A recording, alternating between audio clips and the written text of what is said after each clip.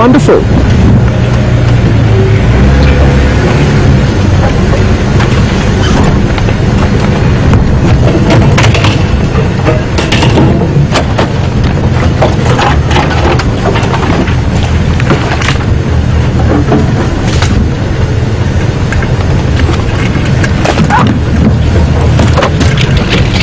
We were lucky enough to see the same leopard we're looking at now mating with Tingana.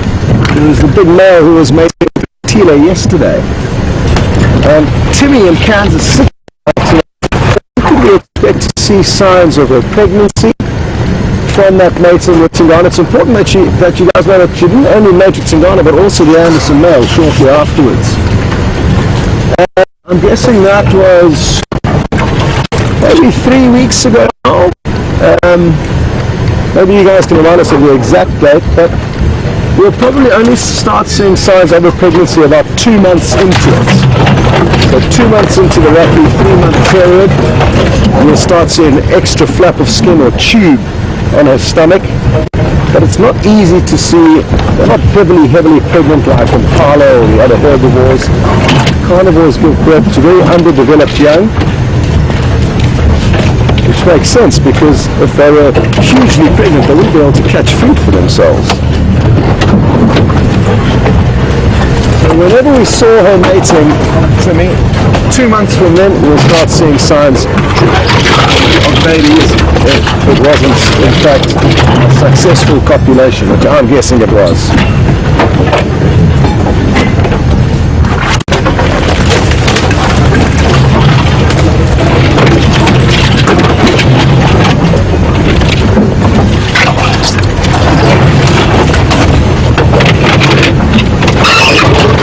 Sorry about all the scratching and squeaking. These black monkey orange trees that we drive through. Genre, go ahead. Just give me a quick wipe again. These black monkey orange branches that we drive through make a terrible screech as they scrape along the side of the cars. It sounds a lot worse than it is.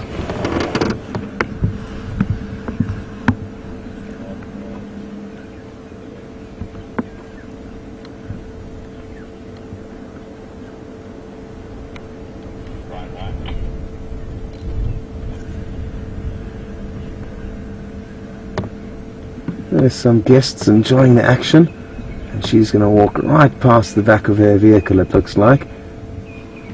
Her body language is sure to, yes, here she comes, awesome.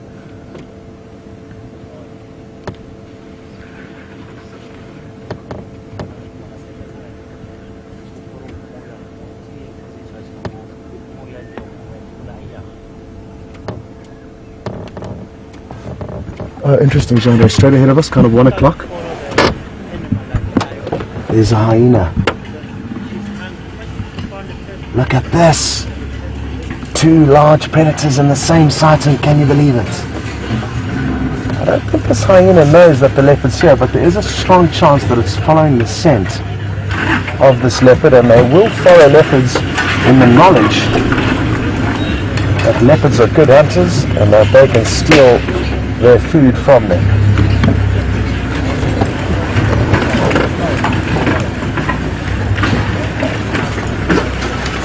Now I just want to keep an eye on the leopard. I've got her just to make sure she doesn't disappear while we're looking at the hyena.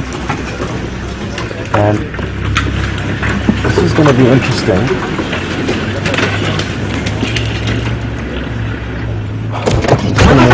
So slightly.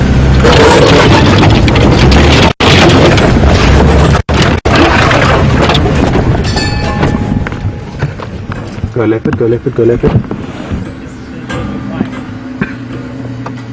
He's hissing and snarling at this hyena. Go wide, Andre. Look at this. Absolutely awesome. He's hissing and snarling. It's difficult to know what to do to show you the snarling or show you the proximity of the hyena.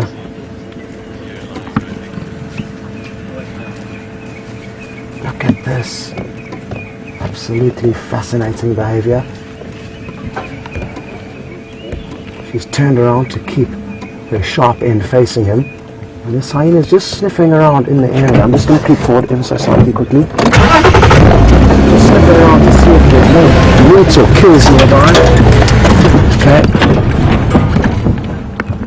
Absolutely awesome. Can you believe this? It's remarkable to see how, because there's no meat around, she knows that this hyena's got no business fighting with her. It would be unnecessary.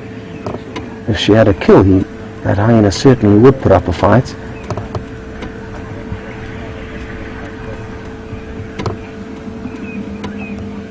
And it's using its incredibly powerful sense of smell to try and work out what's going on. It's smelling exactly where she was sitting earlier.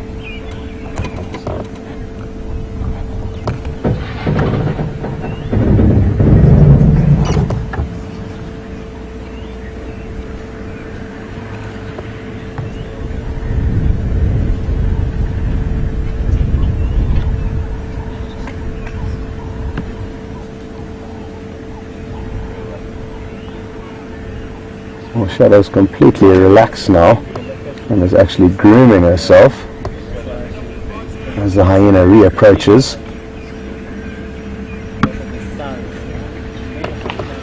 But that body language might very well change again.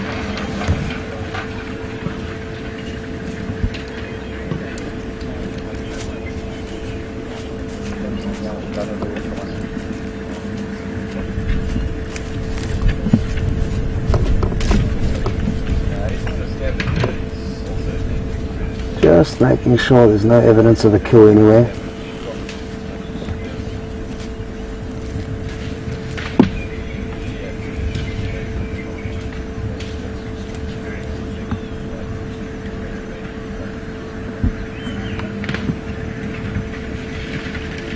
Well, what a twist in this afternoon's events. That was really, really awesome interaction to see between two of the large carnivores we get out here, the spotted hyena and a beautiful leopardess.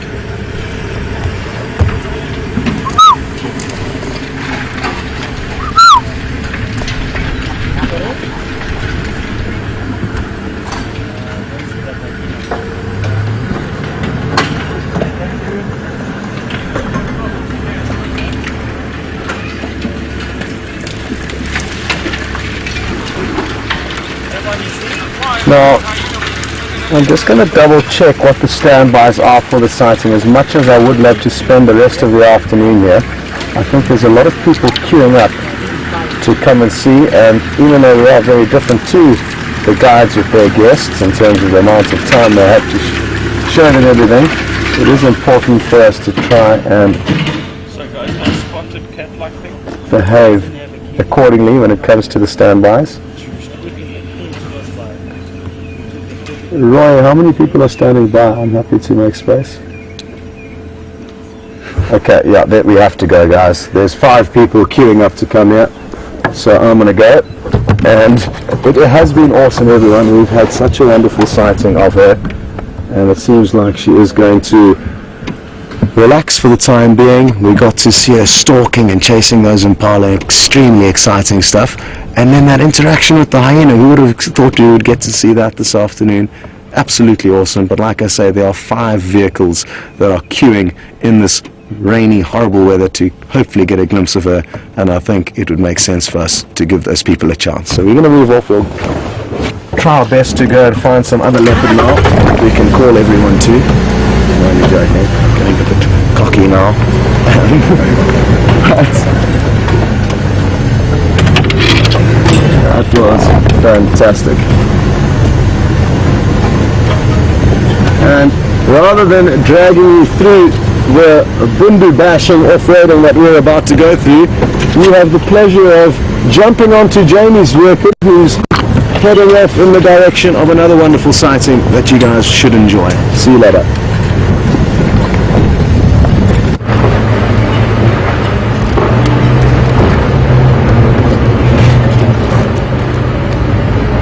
Welcome back, and what amazing luck we have all had with leopards over the last few days. So cool that we get to see Shadow again, and it sounds like she was having a really exciting time hunting those impala. In the meantime, Andrew and I have been driving around, and unfortunately we haven't had the same level of luck as Scott has had this afternoon in finding leopards. I'm not sure where Karula went, she has disappeared. But my hero of the day today has to be Eugene, who just called me now to say that he's seen a herd of elephants moving from Inge's house, where we live, across into quarantine. So I've just come through Philemon's Dip, we're heading up there now, and let's see if we can get those wonderful ellies out in the open once again. I've just been keeping an eye on these hyena tracks I've seen in the road, just to give you an idea as to where to follow up later this evening to try and find out where that hyena den has vanished to.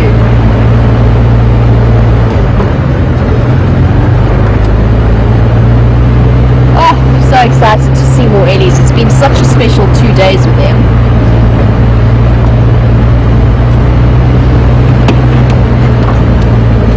Than quarantine, might be heading across for a drink. Oh, interesting. That's very interesting. Tuskless elephant. Big tuskless female.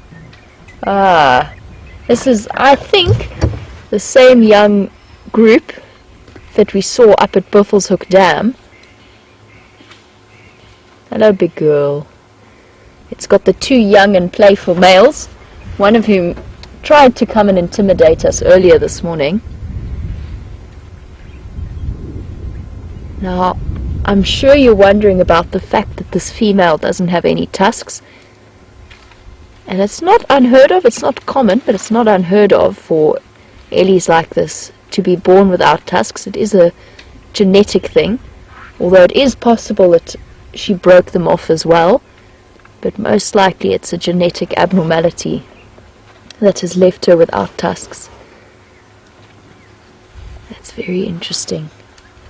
It doesn't really impede her too much. You can see she's quite healthy and happy looking, and she has got a calf, so she has been breeding perfectly. It just means that she might struggle a little bit with stripping bark. And there goes baby following behind. Very cool. Interesting to see. Just like we see some elephants with big tusks and some elephants with small tusks, sometimes you just see them with no tusks. The rest of the herd is following behind. They've changed direction now. I thought they were going to head across to the dam, but they're actually coming across here, and they are moving towards the open area, which is awesome, and we get to see all of them out together. Now the young bulls that were playing with us are over there. I'm just wondering if they're going to come and say hello again. Duck my head down so we can have a look. Oh, and there's another weeny baby. Oh, we've been so lucky with our elephant sightings.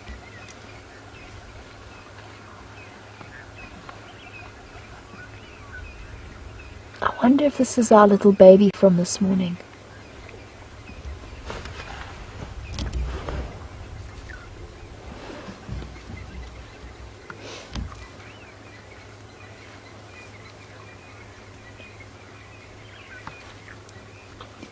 Awesome stuff. What a treat it's been to spend so much time with these. Oh, bless you, Andrew.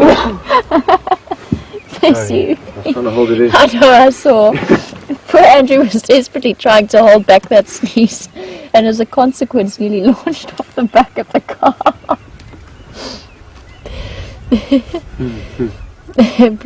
It is that time of year where there's a lot of pollen and dust about. Oh, little one.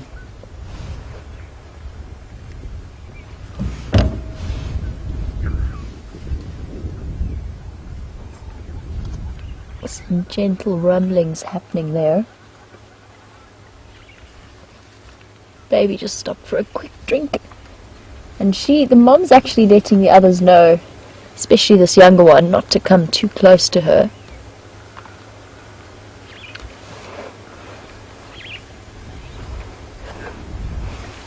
Look at her with her trunk folded up like that.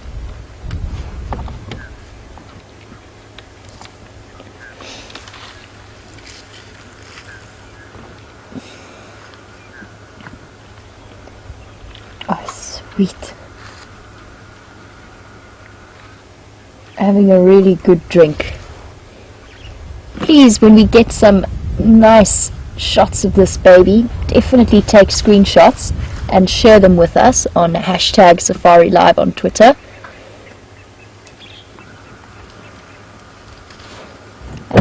I would encourage you in this kind of light to do it in black and white, would be our suggestion. See if we can get some really pretty images.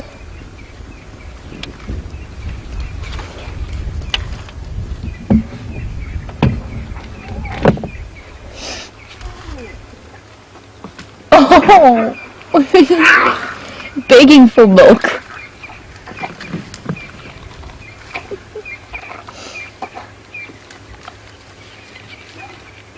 Oh, shame. No, Mom, I wasn't done. Poor little thing. Now, as this mom starts to come past us, we just try and have a look at the flaps of skin between her back legs. Oh. Oops! Oh, never mind. There's a stumbling block. Oh, but he's too cute. He is the same one from this morning. Hello, gorgeous. Try again at having a moment to suckle now that Mom's found a tree to eat. Oh, but Mom's just not staying still long enough.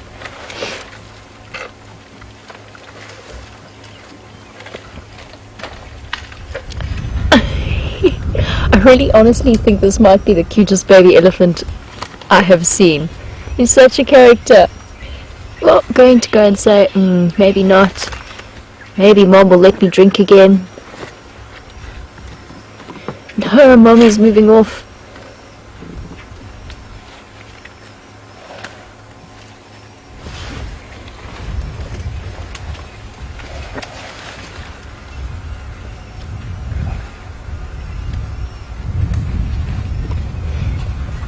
That baby is quite simply one of the most special things I've seen while I've been working at Wild Earth. I don't think I'll ever get tired of watching it.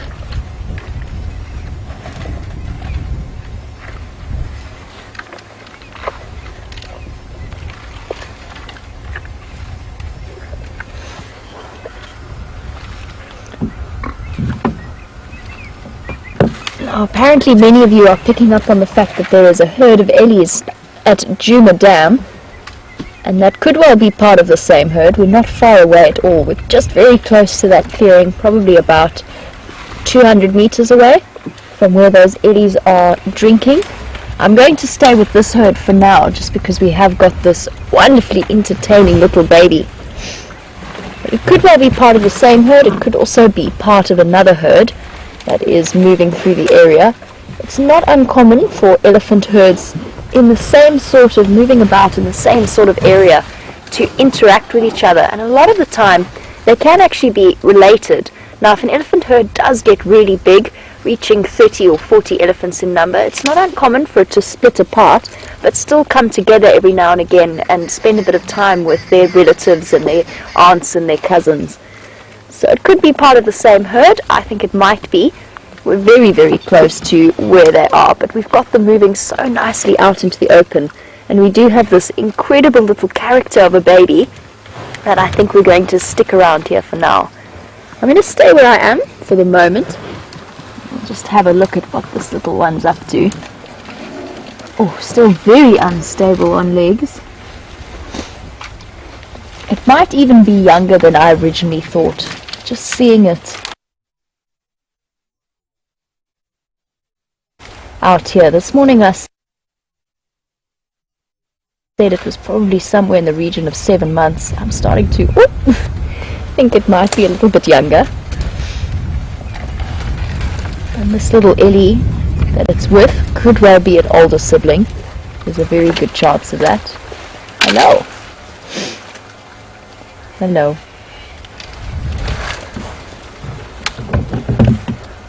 And gorgeous. Yes, you're still very cute too. Not quite as cute as your younger brother.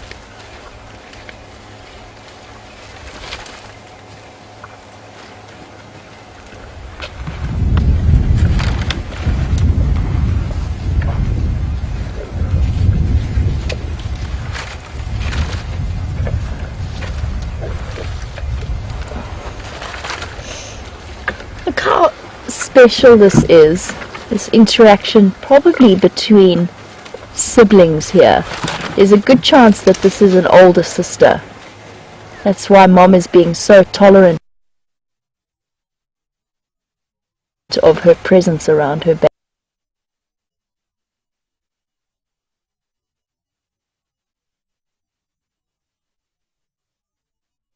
baby.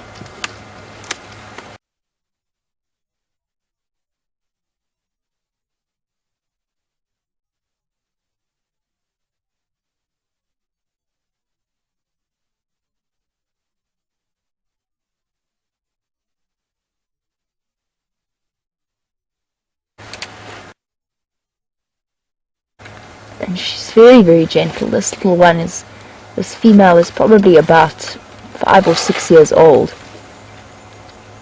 And we've got a perfect family shot of these three. And she'll practice the mothering skills that she's going to need in the future on her little brother. She's actually being quite protective. She's making sure that she stays between us and the vehicle, between us and the little baby. Oh, trying to suckle. Oh, you're still hungry, little one. Oh, we've got Ellies everywhere.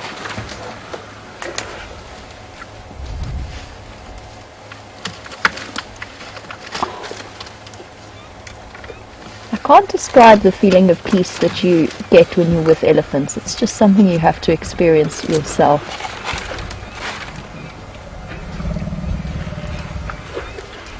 Some rumbling happening. This little baby, I don't think I can ever get enough of. It really is too adorable. Even the head shape looks so young. It's almost just a perfect little baby specimen. Oh, Mom, I'm trying to get a drink, Mom. So precious. Oh, we've got an up close and personal visitor. Hello.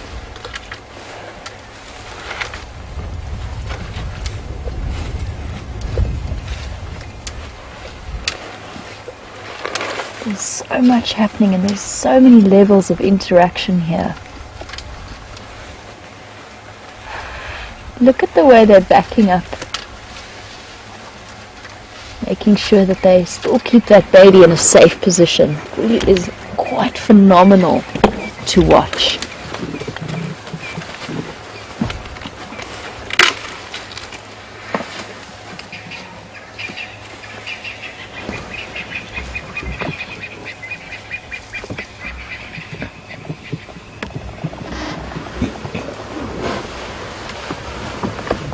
While I wait for these Ellies to move a little bit away from me, they are so beautifully relaxed that I don't want to do anything to jeopardize that. I'm just going to sit and let them get a comfortable distance before I reposition the car.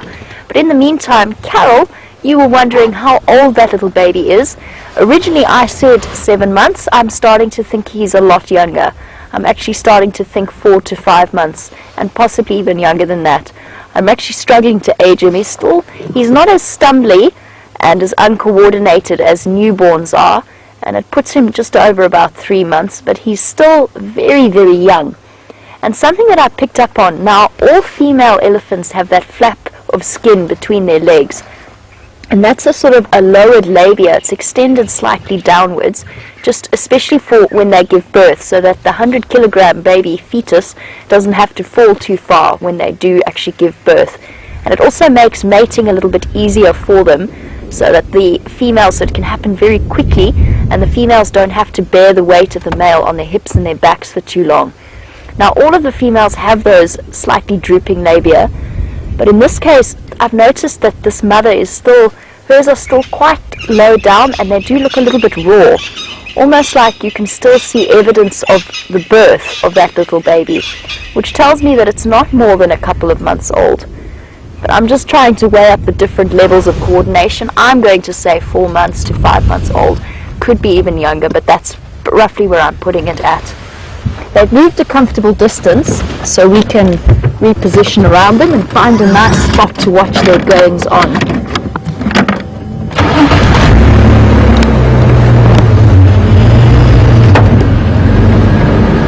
So cute.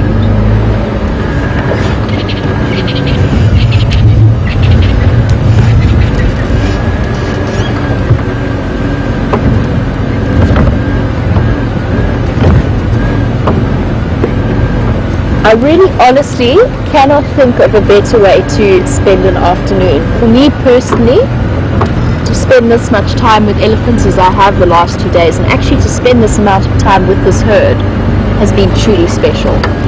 Oh my goodness. All clumped together, some serious family bonding happening here. Make sure we give them plenty of space, respect, especially with this tuskless female, who I'm going to give plenty of space and respect. Hello, mommy.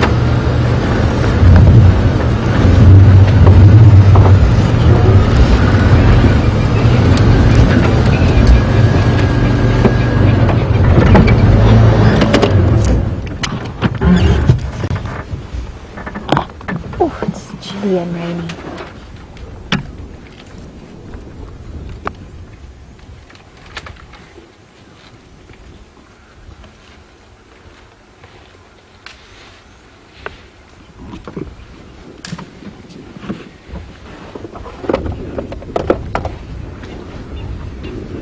Hello, big girl. Hello, my big girl. Okay, it's as close as I'll come, I promise. Just doing a quick windscreen wipe. Now, this beautiful tuskless female who's come across, not in a threatening way, just in a way that tells me that she is keeping an eye on me, and she wants me to know that. Now, Sharon in Pittsburgh, welcome to the Sunset Safari. You were wondering if this female would ever have the chance to become the matriarch, despite or with all of her perfect imperfections. And absolutely she could. In terms of elephants, for females, although those tusks are useful for defense, they've still got that huge size. And just looking at her, she's clearly one of the biggest ones in this herd. And I wouldn't be at all surprised if she was the matriarch, especially with this protective way that she's come to stand between us and her family. And if she's not the matriarch, she would definitely be one of the high-ranking females. Rank in an elephant herd is earned by age and experience. They all have special leadership qualities, and usually it's the oldest female in the group. But she could well be the wise matriarch of them.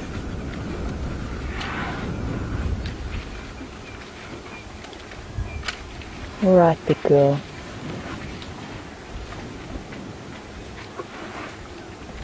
She's letting us know she's keeping an eye on us. She stopped feeding. She's just watching. The rest of them are having a wonderful time off in the ground there.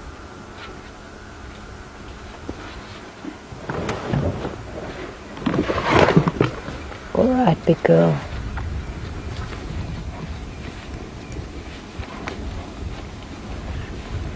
Hello, my big girl. Alright. Just watch her behavior. She's not going to feed. She was pretending that was displacement behavior, where she wrapped her trunk around the plant. Now she's very clearly given the message to the rest of the herd to stay with her. And that's interesting. She is uncomfortable with our presence in the clearing, and she was giving us a very clear message, and now she's leading her family away. It's interesting that that's happened now in terms of the time that we've spent with these Ellies, but I think we've just had a very clear indication that at least in this part of the herd, that is indeed the highest ranking female, and it could well be the matriarch. Now, in terms of warning signals, if you were watching the sunrise safari, when that young bull came up to us nice and close with his ears up and his trunk out, and we gave him a bit of a stern talking to, you'll notice I didn't try any of that with that female. I was reading her body language very carefully, and she gave us a warning, and that warning was, do not come any closer. We can still stay with them, but we're going to stay at a nice respectful distance, because that was a very, very clear message from her. And it's important to make sure that we don't push any boundaries with these elephants. I'm going to loop around now that they have moved, but I'm going to stay quite far away from where she is. She's very, very protective of the rest of the herd. The rest of the herd are relaxed. Now, it's not uncommon, actually, as far as I know, for tuskless females to be a bit more stern about life, and that could be because they are missing tusks, so they are missing one level of a defense mechanism.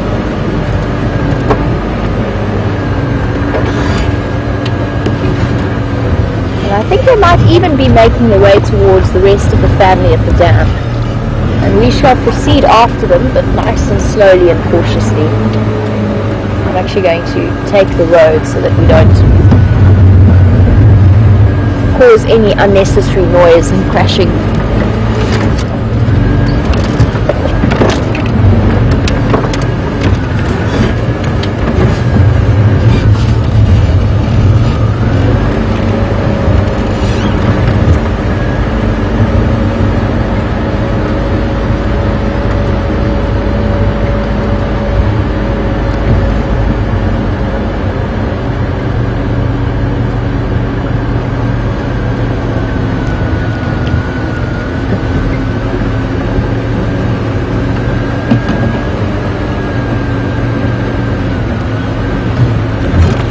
As we're just looping nice and slowly down to these elephants, Sandy in Palm City, Florida, I'm hoping, I said this morning as well, but I'm really hoping your weather is slightly better than ours.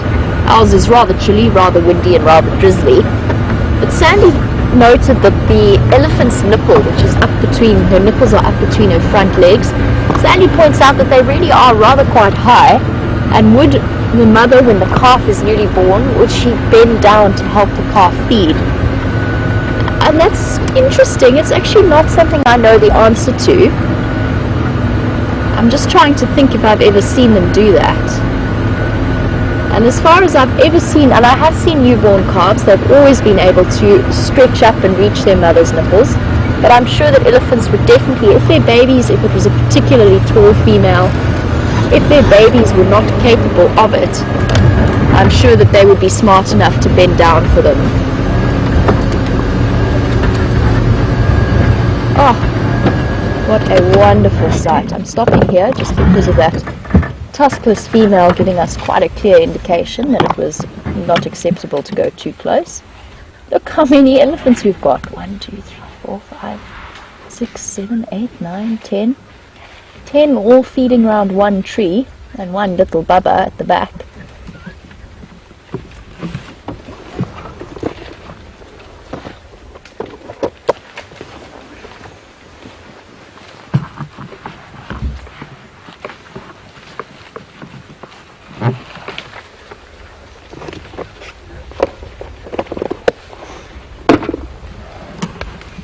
And it's interesting.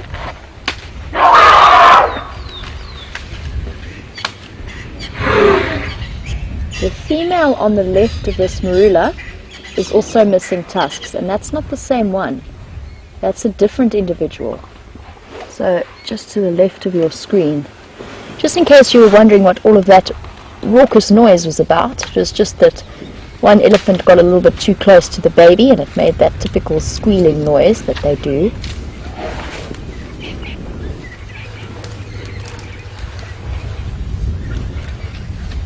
Here we go, there's our other mother. Not the one with a notch out of her tusk, but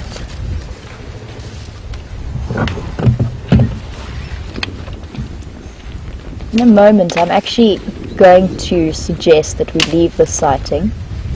We're fine for now, but something has unsettled them in Elephant World. I can hear a lot of rumbling happening between the females, and our tuskless friend has come back to investigate us once again. Hello, big girl. You're okay.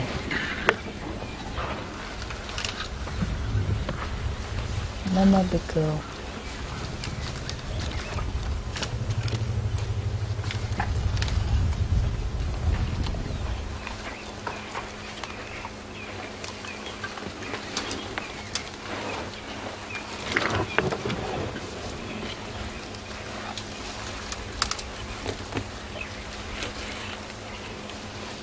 She is eating, and she is chewing and swallowing. It's not just displacement behavior, but she's once again come to put herself very close to us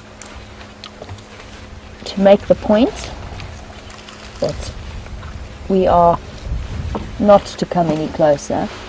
Very interesting messages being passed on here, and the fact that these elephants have moved from where they were to down here and back up again. They met up with the rest of the herd, who must have walked up from the dam, I imagine. So the number of elephants has increased exponentially. There's our little one again. Let's stay and watch them as they come and move past us. And then, depending on their reaction, I'm probably going to leave the sighting. It is starting to get dark, but we'll stay with them for as long as possible. Oh, little one. I am so in love with this baby. It's too adorable for words. And the special bond between them.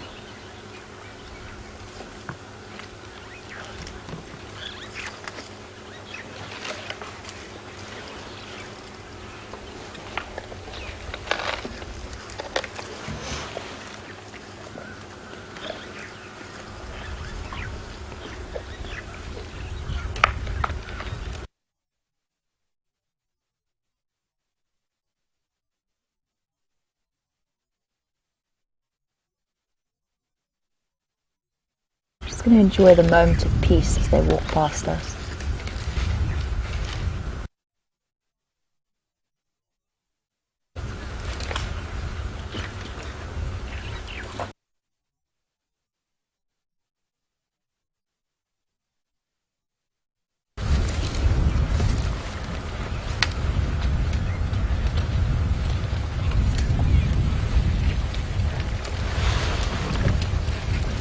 Okay.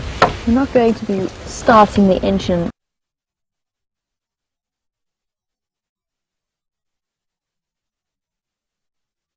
anytime soon to try and follow up on them. We're going to let them move peacefully.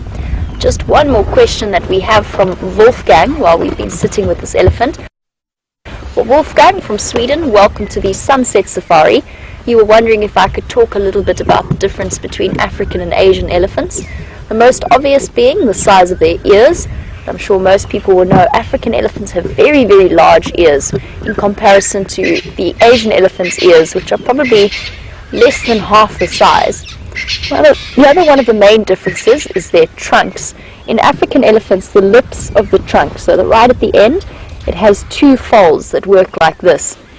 In Asian elephants, they actually have only one, so this bottom part is just the end of the trunk, and then they use it more in this kind of manner, rather than two, I can't remember the terminology, I want to call them fingers. They're obviously not fingers because they're part of the nose, but they work in a similar way.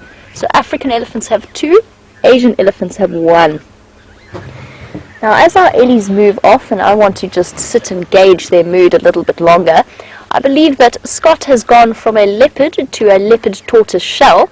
So let's see what he's up to, and I will catch up with you a little bit later.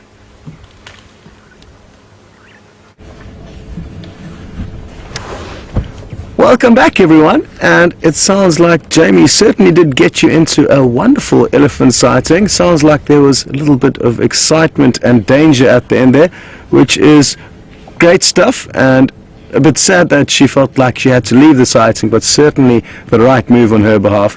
It's not worth taking chances with breeding herds of elephants. The mothers can get very worked up and protective over their young, and you certainly don't want to get on the wrong side of them.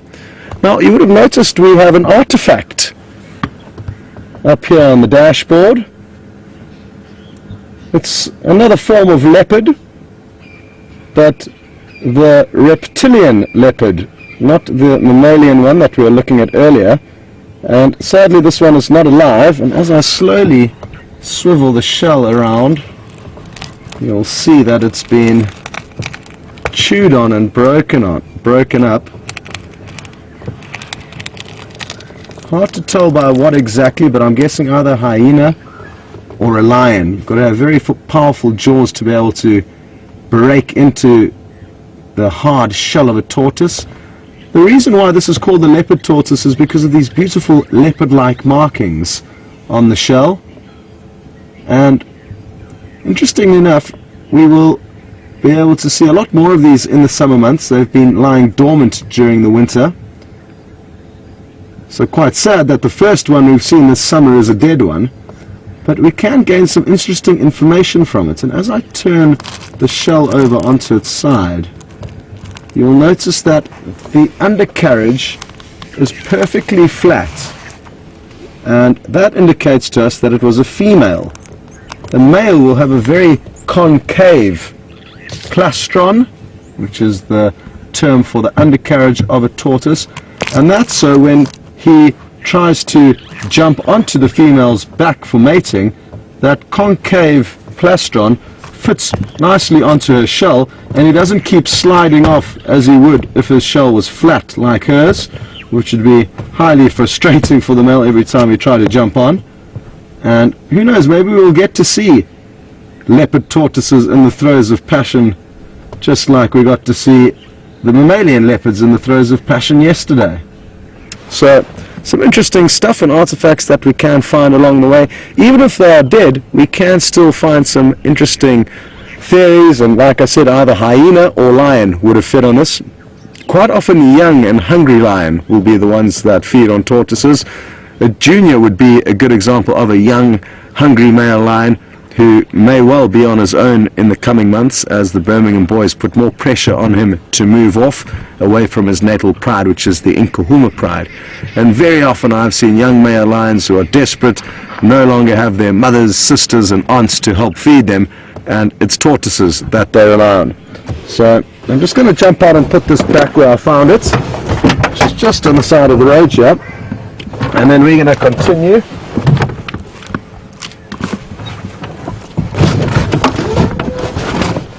Sadly, the guys have lost Shadow in a very thick block, and she was moving in an easterly direction when they did lose her, heading from our left to our right. And two vehicles came racing past us on this road, trying to relocate her, and what we're going to do is loop further east of that position along Magic Willie Road.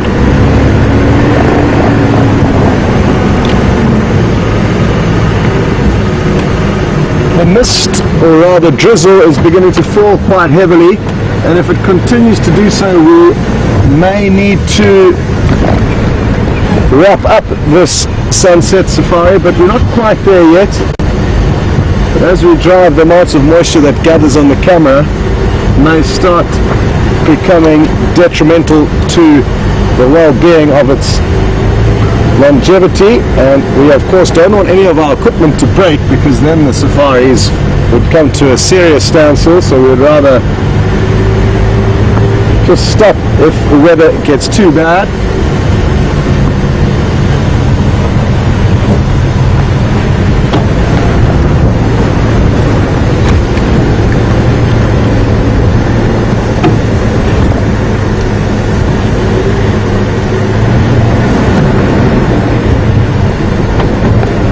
And I've just heard that Jamie has rushing to shelter as the rain on the quarantine clearings is getting a bit too strong, and it could well be that we are going to be forced to be in that same situation shortly. Gendre's got a raincoat all wrapped up around the camera, trying his best to keep it dry.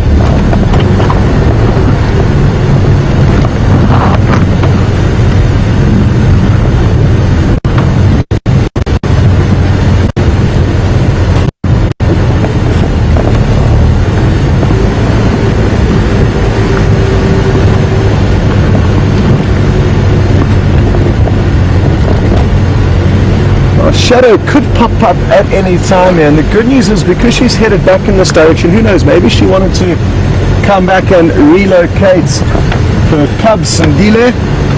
So we must also bear in mind that we could well bump into him, and there's a lot of you, including us, that are desperate to see him. It's been quite a few days now since he was last seen, and not only him, but we could also bump into Kwatila and Tingana, a mating pair of leopards whose tracks were seen just off to our left this morning. Jandra and I have been waiting patiently, listening for about the last 20 minutes and not heard any audio, but that's not to say that we didn't miss it or that they aren't still in this area.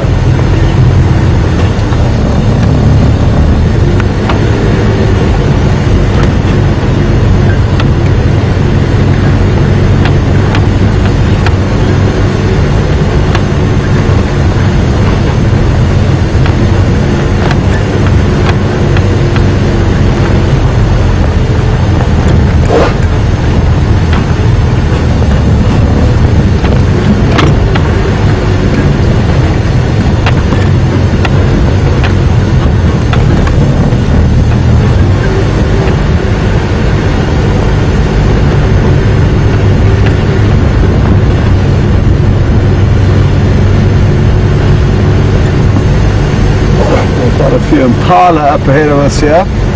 That's not to say that there's not a leopard nearby.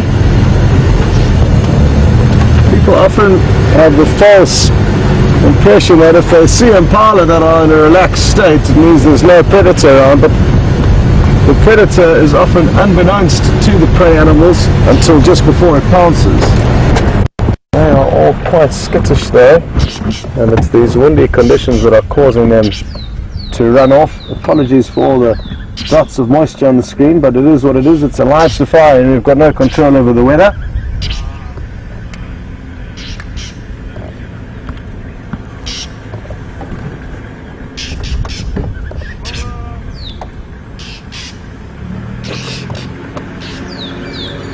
Oh, that one's carrying a snack on the road there. Interesting. You don't see that very often. We're going to continue on. I just want to make space for Ryan, who's just arrived behind us. Do you want to come past? You're more than welcome. Just blocked Ryan's route. He's rushing off, I think, also to try and get into a good spot to relocate Shadow. So we'll see him shooting past shortly, but it's a good opportunity for Jandre to clean the lens a little bit. Hi Ryan, hello everyone. How are you doing? Good. Yeah, very good. This is Scott, guys. A very nice guy. Don't listen to anything that Ryan.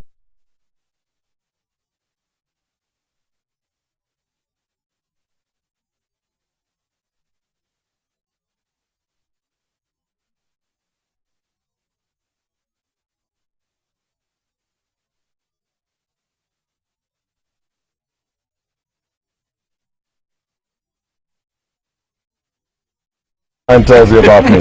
He's a bully. He started the first all South African girl band. Cheers, guys. He's a real character, and he's actually the head ranger here at WildEarthTV. He's a wonderful guy, and he often very quietly whispers nasty things to me as I'm presenting to try and throw me off whatever I'm saying. But that time, at least Chandra put him on the spot and locked in on him. So I hope you enjoyed that. And we got a question through from Renee, I think it was, and she's interested to know if the female leopard Shadow that we just saw hunting impala, whether she would have stopped now that the hyena is kind of on her trail. And it's a very, very good question, because obviously a leopardess will know that as soon as she catches anything, a hyena which is more powerful than her will be able to come in and overthrow her. So it may prevent the leopard from continuing to hunt, but what usually happens is that a hyena will come into an area, check whether the leopard has caught anything. If she hasn't, it would rather move off into another area and try its luck elsewhere. Having said that though, it's not uncommon for hyena to trail leopard maybe a couple of 100 meters behind them, waiting for them to make a kill, but there's nothing the leopards can do. They can only just carry on with their business and hope that they can get whatever kill they've made up a tree to safety, and the hyenas have no ability of climbing, so that's the way that leopards can, if they're lucky, avoid their kills being stolen. Thankfully the drizzle for now has ever so slightly subsided. However, as soon as we start driving it gets exaggerated again. So, bit of a catch-22, we can't sit here the whole afternoon, we've got to keep pressing forward, and I would actually like to try and get slowly closer towards camp in case this precipitation increases.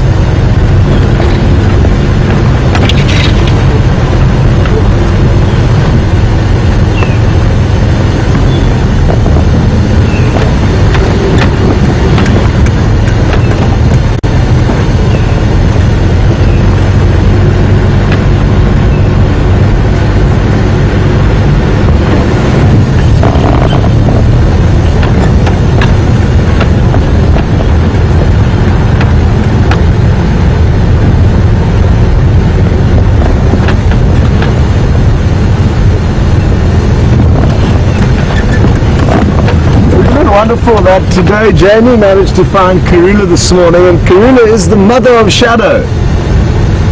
And just the fact that we know so much information on these leopards and also the lions and other animals within this area is a huge privilege, because many areas you may go to in Africa, they won't have as in-depth a history or knowledge of the animals that you're viewing. It may merely be a leopard or a lion. Whereas the history of these animals has been very well documented. Now all we need to top it off is to find the son of Shadow.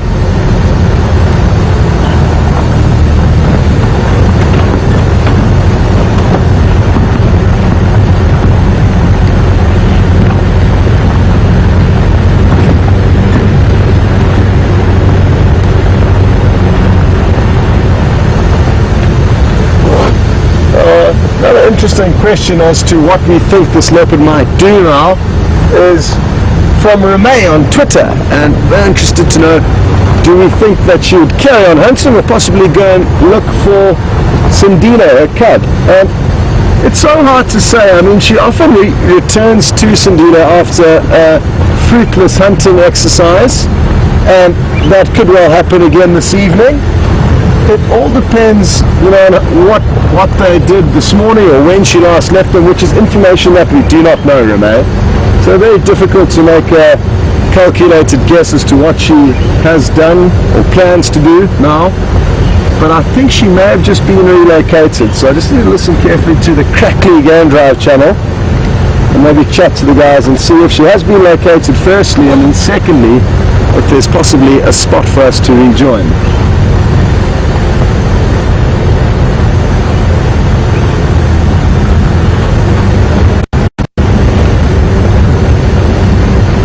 Just a lot of chatter on the radio, so even though it would suit me to have asked that question immediately, there's people chatting about all kinds of sightings all over the show,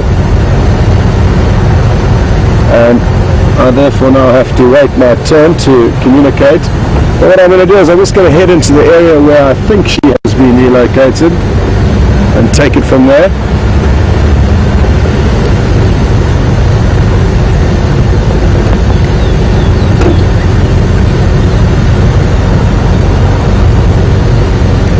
Sorry guys, not sure, has Shadow been relocated on Ellie Alley? Okay.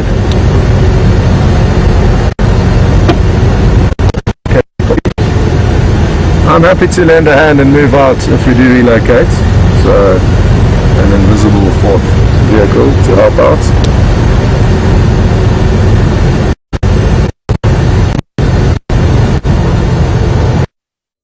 Okay, copy.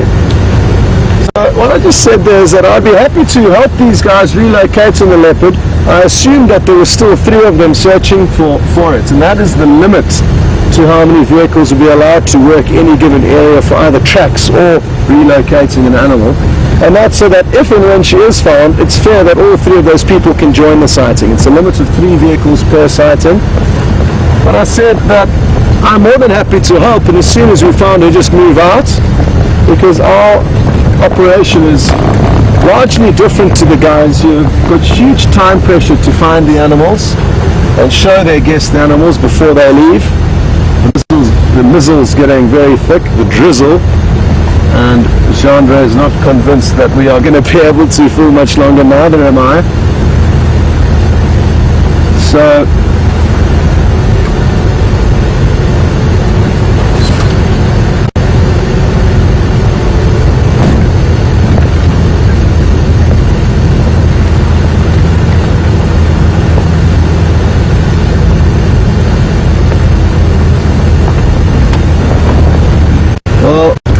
happy to hear that Jamie has made it back to camp, and she's just busy drying herself off.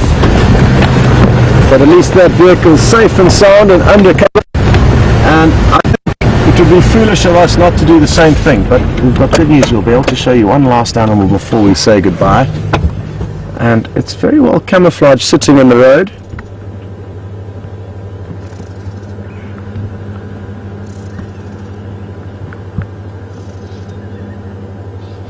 Chandra is having to use the monitor screen on my dashboard to focus because the rest of the camera is wrapped up, so well done, Chandra.